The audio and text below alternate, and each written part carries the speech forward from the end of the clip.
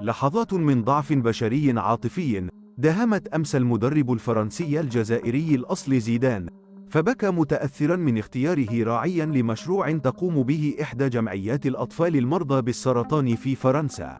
لم يتمالك نفسه، وحاول ما أمكن منع دموع من عينيه أثناء إلقائه كلمة بمن حضروا أمس الاثنين حفل تدشين دار للأطفال في بلدية إسترس الإدارية والبعيدة في إقليم بوشز، أكثر من 60 كيلومترا عن مدينة مارسيليا المطلة على البحر الأبيض المتوسط.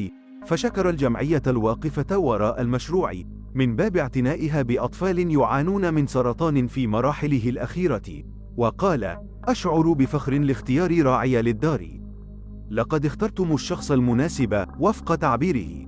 زيدان الذي سيحتفل يوم الجمعة المقبل بمرور 51 عاما على ولادته في مارسيليا لأبوين جزائريين مهاجرين، استعاد أثناء إلقائه كلمته شيئا من ماض كان صعبا عليه وعلى والديه بعد وفاة أحد أشقائه الأربعة، ويبدو أنه توفي بالسرطان.